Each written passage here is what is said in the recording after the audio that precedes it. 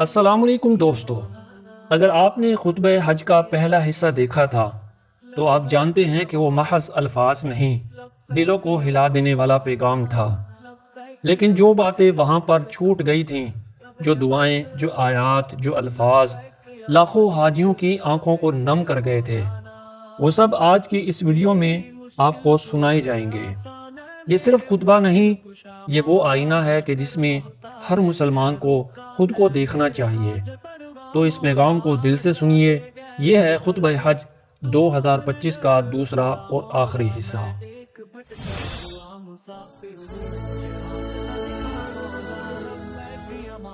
دوستو، امام کعبہ نے حاجیوں کو مخاطب کرتے ہوئے اس پیغام کو امت مسلمہ تک پہنچایا کہ اے حاجیوں، ایمان کے 6 ارکان ہیں۔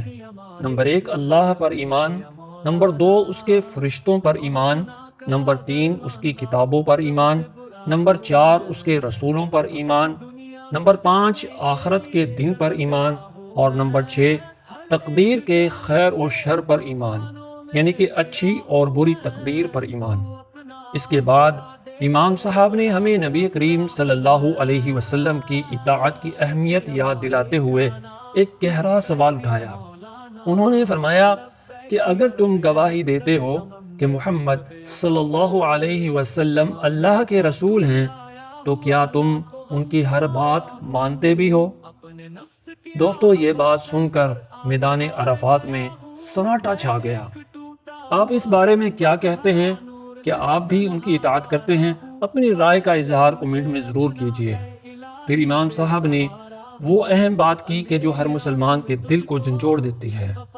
انہوں نے فرمایا کہ اسلام کے 5 بنیادی ستون ہیں، اور پہلا ستون ہے کلمہ اشہد ان لا الہ الا اللہ و اشہد ان محمد رسول اللہ، کہ تو گواہی دے کہ اللہ کے سوا کوئی معبود نہیں اور محمد صلی اللہ علیہ وسلم اللہ کے رسول ہیں۔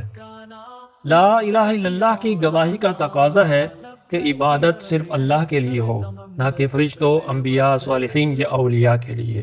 اللہ تعالیٰ فرماتے ہیں یا ایہا الناس اعبدوا ربکم الذی خلقکم والذین من قبلکم لعلکم تتقون، اے لوگو اپنے رب کی عبادت کرو جس نے تمہیں اور تم سے پہلے والوں کو پیدا کیا تاکہ تم تقوی اختیار کرو۔ اور پھر دوسری آیت میں فرمایا فَلَا تَدْعُ مَعَ اللَّهِ إِلَٰهًا آخَرَ فَتَكُونَ مِنَ الْمُعَذَّبِينَ، اللہ کے ساتھ کسی اور کو معبود نہ پکارو ورنہ تم عذاب پانے والوں میں شامل ہو جاؤ گے۔ پھر امام صاحب آگے فرماتے ہیں کہ محمد رسول اللہ صلی اللہ علیہ وسلم کی گواہی کا تقاضا یہ ہے کہ نبی کریم صلی اللہ علیہ وسلم کے حکم کی اطاعت کی جائے، ان کی خبر کی تصدیق اور ان کے طریقے پر چلا جائے۔ اللہ کی عبادت صرف اسی طریقے سے ہوگی جو رسول اللہ صلی اللہ علیہ وسلم نے بتایا ہے۔ نبی کریم صلی اللہ علیہ وسلم نے ہمیں ہر نیکی کا حکم دیا اور ہر برائی سے روکا ہے۔ آپ صلی اللہ علیہ وسلم کی بعثت اللہ کی طرف سے ایک رحمت تھی، اور اگر کبھی ہمارا آپس میں کسی بات پر اختلاف ہو جائے تو ہمیں یہ حکم دیا گیا ہے کہ اللہ اور اس کے رسول صلی اللہ علیہ وسلم کی طرف لوٹو، کیونکہ قرآن اور سنت ہی وہ روشنی ہے جو اندھیروں کو مٹا دیتی ہیں۔ پھر امام صاحب نے اسلام کا دوسرا رکن بیان فرمایا کہ اسلام کا دوسرا رکن نماز ہے۔ یہ وہ عبادت ہے کہ جس سے دل بیدار ہوتا ہے، روح کو سکون ملتا ہے اور انسان کو اپنی اصل پہچان ملتی ہے۔ اللہ تعالیٰ قرآن مجید میں ارشاد فرماتے ہیں حافظوا علی الصلوات والصلاة الوسطی، فرمایا کہ نمازوں کی حفاظت کرو، خصوصاً عصر کی نماز کی۔ نماز وہ عمل ہے کہ جو زندگی کو نظم دیتا ہے، اور اگر کبھی تم سے گناہ ہو جائے تو نیکی کر لیا کرو، کیونکہ نیکیاں برائیوں کو مٹا دیتی ہیں۔ اسلام کا تیسرا رکن زکوٰۃ ہے۔ امام صاحب فرماتے ہیں کہ یہ صرف مالی عبادت نہیں بلکہ ایک سماجی ذمہ داری بھی ہے۔ یہ غربت مٹاتی ہے، دلوں کو جوڑتی ہے اور معاشرے کو پاکیزگی عطا کرتی ہے۔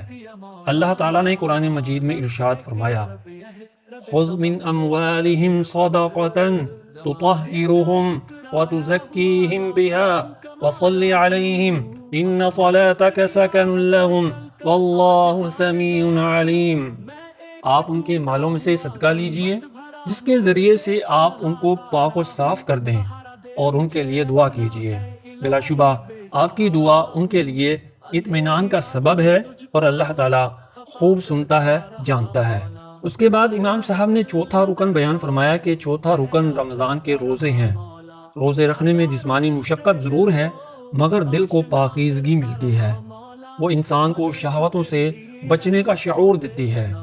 روزہ ہمیں سکھاتا ہے کہ جس چیز سے آج رکے ہو کل اسی جذبے سے حرام سے بھی اپنے آپ کو روکنا ہے۔ پانچواں اور عظیم رکن حج ہے۔ خوش نصیب ہیں وہ لوگ جو اس وقت عرفات کے میدان میں موجود ہیں۔ وہ سفید لباس انہیں یاد دلاتا ہے کہ ایک دن سب کو ایسے ہی سفید لباس میں یعنی کفن میں اللہ کے حضور حاضر ہونا ہے، بغیر مال، بغیر رتبے، صرف اعمال کے ساتھ۔ پھر امام صاحب نے ہمیں یاد دلایا کہ حج میں نہ لڑائی ہے نہ جھگڑا، اور بہترین زاہد راہ صرف اور صرف تقویٰ ہے۔ پھر امام محترم نے ان سب کے لیے دعا کی جو حاجیوں کی خدمت میں لگے ہوئے ہیں، جو حرمین کی خدمت کو اپنا فخر سمجھتے ہیں، اور بتایا کہ ان کا نظم، ان کی ترتیب اور ان کی خدمت اسلام کی اجتماعی خوبصورتی کا عکس ہے۔ اور آخر میں ہمیں بتایا گیا کہ حج کا طریقہ نبی صلی اللہ علیہ وسلم نے کیسے ادا فرمایا۔ آپ صلی اللہ علیہ وسلم نے کنکریاں ماری، قربانی کی، حلق کروایا، طواف کیا، سعی کی اور پھر مینا میں قیام کر کے باقی ایام تشریق مکمل کیے۔ آپ صلی اللہ علیہ وسلم ہر کنکری پر اللہ اکبر کہتے اور صحابہ کرام بھی آپ کے ساتھ دہراتے تھے۔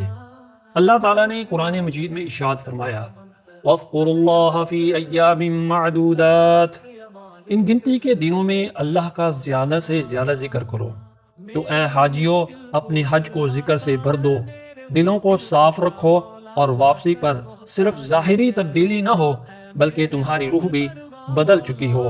آج کے یہ پیغامات اپنے ساتھ لے کر چلے جاؤ۔ دوستو، یہ خطبہ محض الفاظ نہیں، یہ ایک آئینہ ہے۔ اگر دل سننے پر آمادہ ہو تو ہر جملہ زندگی کا رخ بدل سکتا ہے۔ امام حرم نے آخر میں دلوں کو چھو لینے والی دعاؤں سے منظر کو پر نور فرما دیا۔